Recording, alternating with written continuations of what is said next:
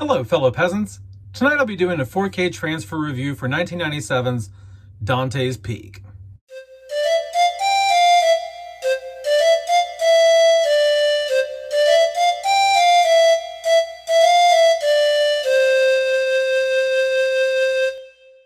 Alright guys, so I watched Dante's Peak on 4K. I've owned this film on VHS, DVD, Blu-ray. Now I've got it on 4K. If you've never seen this film, go check it out. So what are you here for? You're here to find out what the hell this thing looks like. So first of all, just to let you know, this is a KINO LORBER, I think is how you pronounce it, release. They dropped this last month, and mine was like delayed a bit, so I had to wait extra. It was a Christmas gift, and so thank you, Mom and Dad, for buying me Dante's Peak on 4K. This is a 4K scan of the 35mm original negative. It has Dolby Atmos, it has Dolby Vision and HDR. In terms of the resolution, like the clarity here, detail, it is very detailed. I watched a few YouTube comparison videos on my phone, and it really just didn't do justice the level of detail, honestly, obviously. But sitting down and watching this on my TV in the dark, on the disc, very nice levels of detail here, very nice consistent layer of film grain. It's very filmic looking. This has not been DNR'd. Some people were like, this looks DNR'd, this looks waxy, and it's like, I didn't see any of that. I had my face like 5 inches from the TV screen. At some points I was just like, this looks good from a distance, but let me get up close to it. I didn't see any signs of digital noise reduction at all in this. The details in the trees, like the pine trees out there, because there's a lot of pine trees and pine needles and things like that in this film, because they're out west. They're out like in the Portland, Washington State area.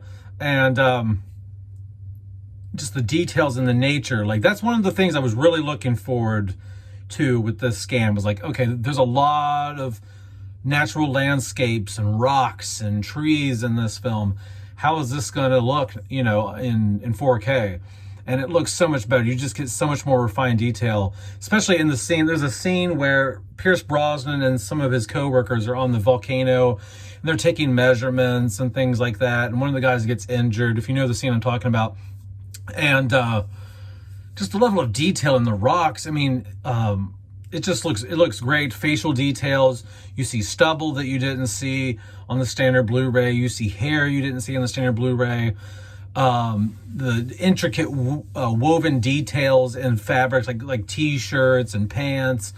I think in terms of detail, I think it is a significant jump up from the standard Blu-ray, in my opinion. And being somebody who's seen this film a lot, I think this is the best I have seen Dante's Peak, without a doubt, in terms of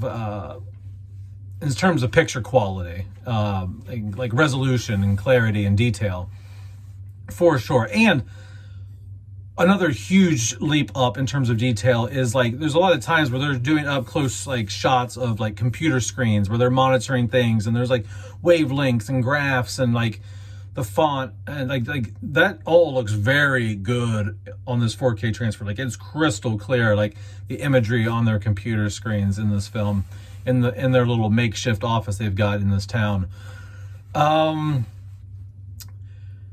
I guess one nitpick would be some of the effects obviously are dated in this film, like the volcano exploding sometimes looks a little softer than it should. It doesn't have like quite 4K clarity or anything like that, but that's with a lot of films. It's not just Dante's Peak. Sometimes the older effects don't pop out and they're not as clear as like what's surrounding them.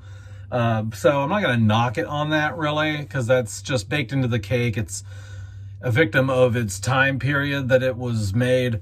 But that is something that I noticed. In terms of color here, like, the HDR, Dolby Vision, I think for 95% of the runtime, the color here looks great.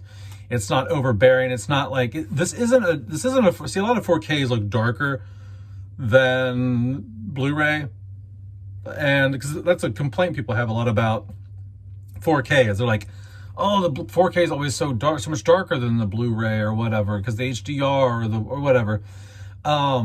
This one's actually brighter than the standard Blu-ray for, I would say, most of the runtime, because most of the runtime takes place in, you know, bright daylit shots, daytime shots. So I think that they did a good job. They didn't push the colors too far. It's a very natural looking color palette here. It's a little less saturated than the standard Blu-ray. And the only thing I'll really knock the color grading on in this film is it does have, through most of the runtime, especially during the daytime scenes, it's kind of missing a little bit of contrast, right? Like, I feel like the contrast on the standard Blu-ray is just a bit better during the majority of the film. Now, once the 4K gets to where the volcano erupts and it's dark out and, you know, all the cars are driving around like crazy and the headlights are on and all that, like the contrast and the black levels and the fire and all the explosions and all of that looks great. The contrast and the black levels are great once the volcano blows up. But there's a lot of times during the daytime scenes where the contrast, it just looks a little flatter than the standard Blu-ray, because of the contrast could be just pumped up just a little bit, just a notch or two, you know?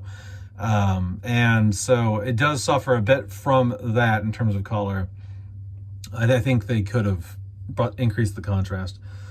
There are a couple times in the film where it looks like it might have like a yellowish tint to it.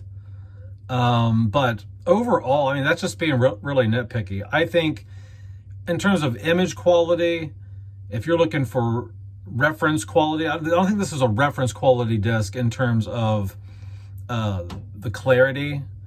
I would probably give the clarity on this, because I'm putting this up with the best of 4K, you know, but I would still give this like maybe an 8.5, maybe 9 out of 10 on clarity. In terms of how the coloring looked, I would probably still give it like an 8.5 out of 10.